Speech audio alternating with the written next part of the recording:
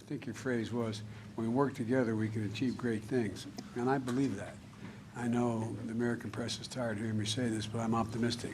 I'm optimistic about the future and the near term. And it's going to be hard, but there's a lot we can do together.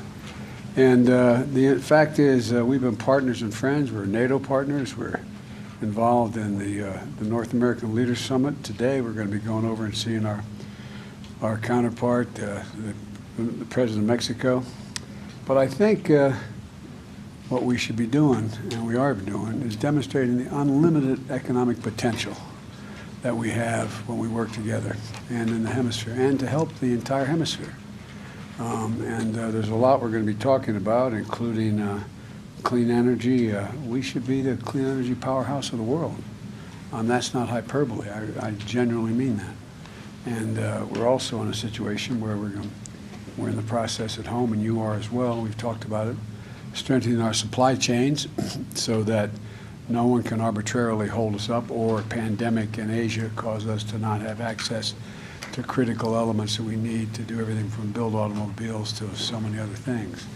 And together, I think we're achieving some really significant things. Today, we're going to discuss how we can try to help stabilize Haiti, how we can deal with migration, and at the same time bolster our national security. So I want to thank you again.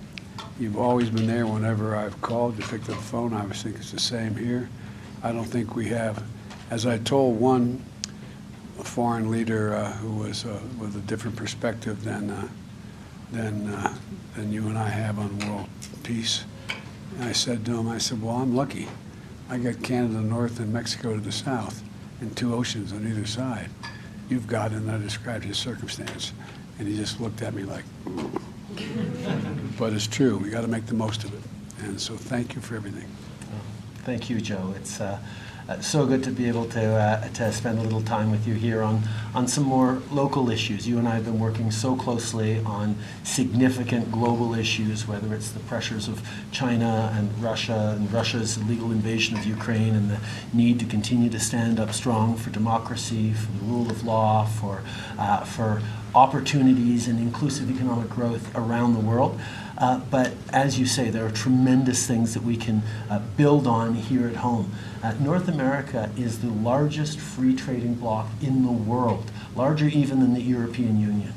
We have a tremendous amount to contribute to the world in goods and services, but also in technologies and solutions that the world really needs. And our capacity to work together has brought us to places of extraordinary success, but at a time of disruption around the world, a time of very real challenges, we can and must be doing even more. So I'm really pleased with all the work that our folks have been doing over the past many months and years on aligning, on coordinating, so that we're leading the way on the net zero transition we all have to do, while at the same time ensuring that individual Canadians and Americans and Mexicans and others around the world can see themselves in the future in an optimistic way, and understand that yes, we're at a time of challenges and strife, but you're right, there's a lot of reasons to be optimistic, especially for those of us in our countries. But it's going to take a lot of work, something that neither you nor I nor mostly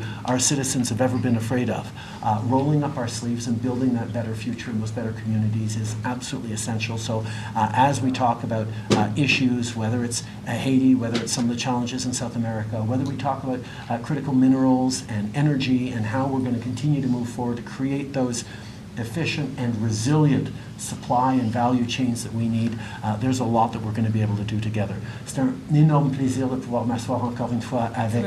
pleasure to sit down again with President Biden to discuss the challenges we face, but especially the ways that we have as friends to work together to deliver for our citizens and for the world.